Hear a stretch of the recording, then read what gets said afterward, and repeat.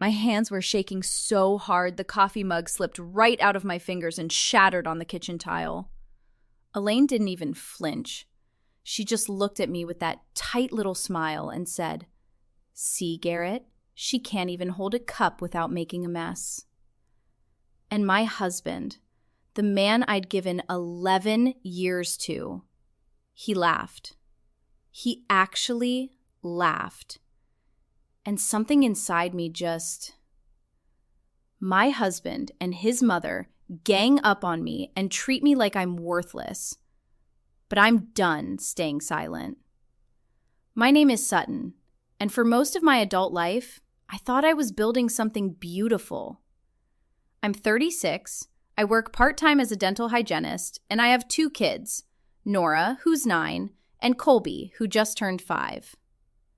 I married Garrett when I was 25, and for the first few years, I genuinely believed I'd found my person. He was charming, funny, the kind of guy who'd sing off-key in the car just to make you laugh. He'd leave little notes in my lunch bag. He'd slow dance with me in the kitchen while pasta boiled over. But somewhere between year 3 and year 7, the singing stopped. The notes disappeared. And what replaced them was something I didn't have a name for at first. It started small, little comments here and there. "You really wore that to dinner?" Or, "My mom would have had the house spotless by now." I'd brush it off. Everyone has rough patches, right? But then his mother Elaine started coming around more. A lot more. After his dad passed. And that's when the dynamic shifted in a way I couldn't ignore anymore. The first time I really felt it was at Nora's 6th birthday party. I'd spent 2 full days decorating the backyard, baking a cake from scratch, this lopsided little unicorn thing that Nora absolutely loved. She squealed when she saw it, grabbed my face with both hands and said, "Mommy, it's perfect!" That moment alone made every hour worth it. Then Elaine walked in, looked around, surveyed the streamers and the banner I'd hand-painted, and said, "Oh, you did this yourself?" Like it was a question and an insult at the same time. Garrett overheard. I looked at him, waiting for him to say something. Anything. He just shrugged and said, "Mom's got high standards, Sutton. Don't take it personal." Don't take it personal. That became his favorite phrase, his shield, his way of telling me my feelings were the problem, not the thing causing them. My best friend Kendall noticed before I did. We'd been close since college, the kind of friends who could sit in silence for an hour and still feel connected. She knew me better than I knew myself sometimes, and that's not an exaggeration. One night, we were sitting on her porch while the kids played inside, and she said, "Sutton, can I be real with you?" "When are you not?" "Garrett talks to you like you're an employee he's about to fire." I laughed it off. "He's just stressed. Work's been brutal lately." "That's what you said last summer, and the summer before that." I changed the subject, asked about her sister's wedding planning, anything to redirect. But her words stayed with me, lodged somewhere between my ribs like a splinter I couldn't reach. Sometimes I think the things we refuse to hear are the things we already know are true. We just aren't ready to face what comes after admitting it.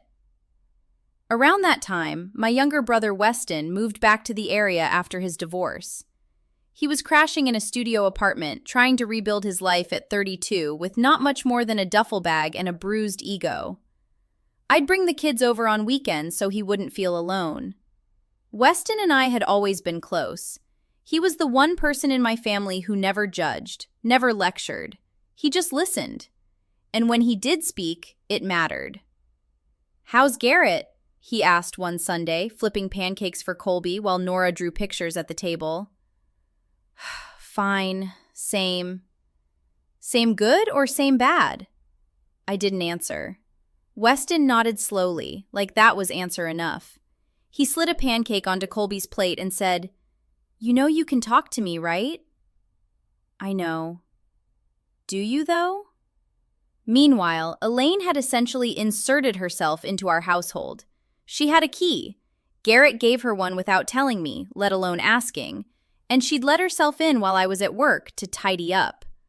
Which really meant rearranging my kitchen, throwing out food she deemed unhealthy, and leaving passive-aggressive sticky notes on things.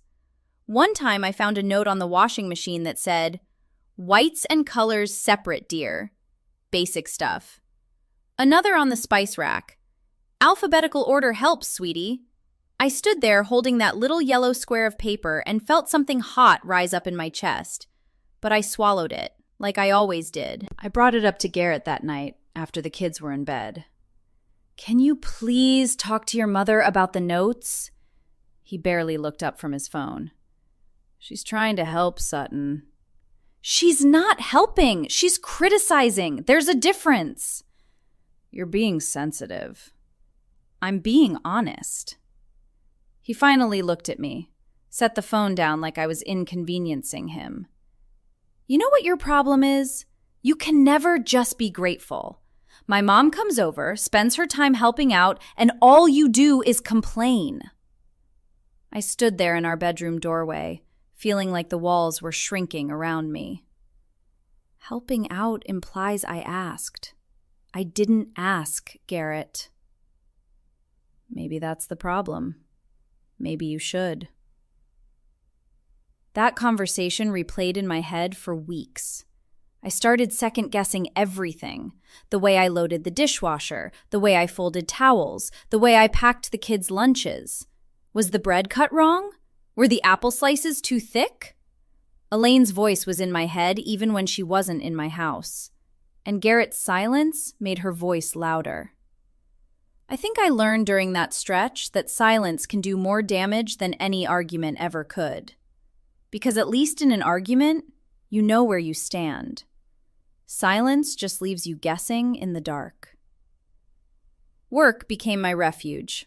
Dr. Pham, the dentist I worked for, was this calm, steady presence who somehow always knew when I was carrying more than I let on.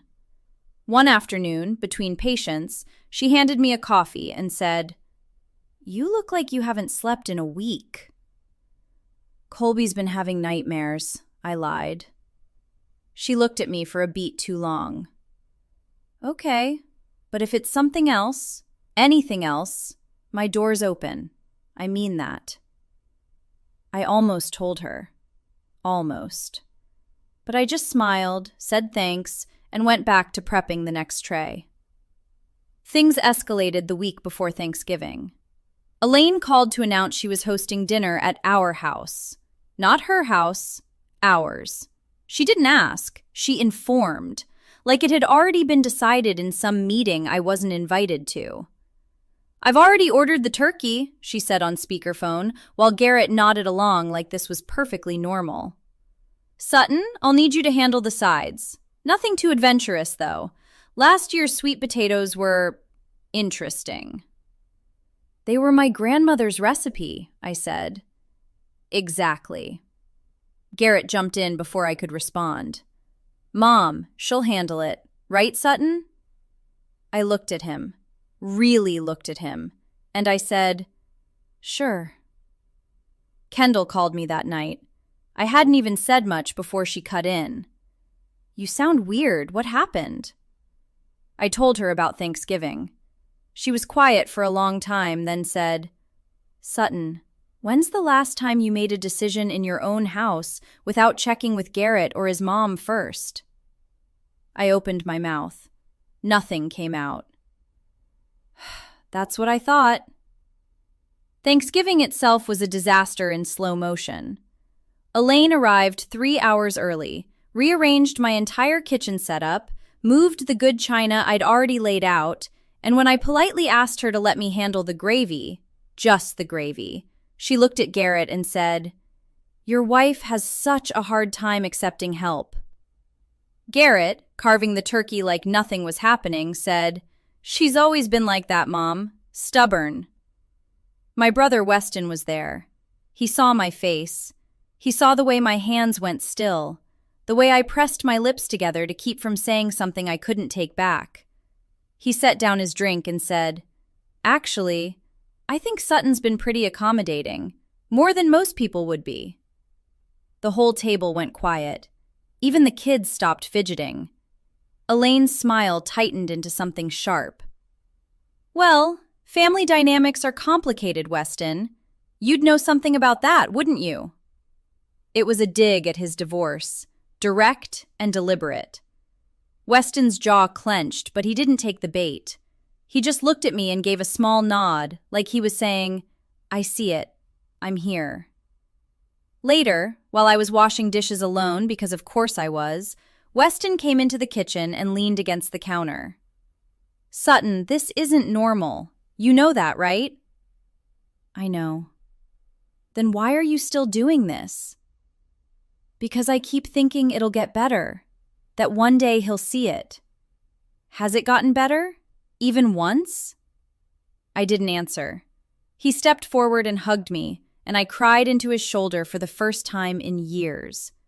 Real, ugly, shaking sobs that I'd been holding in so long they felt like they belonged to someone else. Looking back now, I can see exactly how slowly everything had been crumbling. Not in one dramatic collapse, but in 1,000 tiny fractures I kept spackling over and pretending weren't there. December was brutal. A pipe burst in the basement 2 weeks before the holidays, and dealing with the water damage became this overwhelming ordeal that ate through what little savings we had. Garrett blamed me for not calling the plumber sooner. Elaine blamed me for not maintaining the house properly. Neither of them picked up a mop. I was working extra shifts to cover the repair costs while also managing Nora's school play rehearsals. She was the narrator, so proud of herself. And Colby's recurring ear infections that had me in the pediatrician's office twice a week. One night, I was up at 2 a.m, sitting on the bathroom floor with the door locked because it was the only room where I could cry without waking the kids. My phone buzzed. It was Kendall. You awake? Yeah. Come over tomorrow. No excuses. I'm making that soup you like. I went. And for the first time, sitting at her kitchen table with a bowl of soup I could barely eat, I told her everything. Not the edited version. Not the it's not that bad version. Everything. The notes, the comments, the way Garrett would roll his eyes when I tried to talk about how I felt. The way Elaine once told Nora, right in front of me, "Your mommy tries her best, sweetheart. That's what matters." The way those words made me feel 6 inches tall in my own living room. Kendall listened without interrupting. Not once. When I finished, she reached across the table, took my hand, and said, Sutton, I love you. And because I love you, I need to say this clearly. You are not the problem in that house. You never were. That was the week I started looking into therapists. Dr. Meyer was a no-nonsense woman in her 50s who wore reading glasses on a beaded chain and said things like, "Let's not sugarcoat this." She didn't do small talk. She didn't do pity. She did clarity. In our 3rd session, she asked me a question that rearranged something fundamental inside me. Sutton, if your daughter Nora came to you in 20 years and described a marriage exactly like yours, the comments, the mother-in-law, the dismissiveness, what would you tell her? I couldn't breathe for a full 10 seconds. The room felt like it tilted. I'd tell her to leave. So why is your answer different for yourself? That question haunted me. It followed me to work, to the grocery store, to bed at night when I lay staring at the ceiling. It sat with me during every dinner where Elaine made a comment and Garrett either laughed or said nothing. It whispered to me every time I apologized for something that wasn't my fault. I started to understand that I hadn't lost myself all at once. I'd given myself away in tiny increments, one concession at a time, until there was almost nothing left. The breaking point, the real one, came on a Saturday morning in January. Elaine had come over unannounced again and was reorganizing my pantry. I walked in, still in my pajamas, hair still a mess, and said, Elaine, I appreciate the thought, but I'd really prefer to keep things the way I have them. She didn't even turn around. Garrett said you wouldn't mind. Well, Garrett was wrong. I do mind. That's when Garrett appeared in the doorway. What's going on? Your mother is rearranging my kitchen again, and I'm asking her to stop. Sutton, seriously? She's just helping. I know, that's always the word. But it's not help when someone comes into your home uninvited and changes things without asking. That's not generosity. That's control. And I'm done pretending it's anything else. Elaine turned around then. She had that look. The tight smile, the raised chin, the expression that said she'd already decided I was beneath this conversation. I have never been spoken to like this in my life. Then maybe it's long overdue. My hands were shaking. The coffee mug I'd been holding slipped and shattered on the tile. Coffee splashed across the white floor. Elaine looked at Garrett and said, "See? She can't even hold a cup without making a mess." And Garrett laughed. This short, dismissive laugh that cut through me like glass. But something in me went completely still. Not angry, not sad, just clear. Like fog lifting off a road and suddenly you can see for miles. I looked at Garrett and said, "I want you and your mother to leave this kitchen. Right now." "Sutton, you're I said now." He stared at me. I think he saw something in my face he'd never seen before. Not rage, not tears. Just a woman who had finally, completely, run out of reasons to stay quiet. He took Elaine's arm and walked out without another word. I stood there in my kitchen, broken ceramic at my feet, coffee pooling around my slippers, and for the first time in years, I felt like the room was actually mine. I sometimes wonder if every person has a single moment where they finally stop negotiating with their own unhappiness and just decide, with absolute certainty, that they're finished. The following week, I told Garrett I wanted a separation. He was stunned. Sat on the edge of the bed with his mouth open like I'd spoken a different language. Elaine called me ungrateful, selfish, dramatic, left a voicemail that I saved but never listened to again. Garrett alternated between anger and bargaining. "You're blowing this out of proportion," he said. "My mom loves you. She just shows it differently." "Your mom loves controlling me, Garrett, and you let her, for years. You stood right next to her and let her chip away at me piece by piece." He didn't have an answer for that. For once in 11 years, he had absolutely nothing to say. Weston helped me find an apartment, drove me around on his day off, carried boxes without being asked. Kendall helped me move, organized everything, brought wine and pizza for after. Dr. Pham adjusted my schedule so I could work full-time hours. Dr. Meyer helped me build a plan, not just for the separation, but for who I wanted to become on the other side of it. For the first time in a long time, I had a team of people who actually had my back. People who saw me, the real me, not the version Elaine and Garrett had spent years trying to shrink. The kids adjusted better than I expected. Colby was confused at first, kept asking when we were going back to the big house, but he settled. Nora, wise beyond her 9 years, said one night while I was tucking her in, "Mom, you seem happier, like actually happier." "I am, baby." "Good. You deserve that." I cried after I closed her door, but they were different tears than the ones I'd cried on that bathroom floor.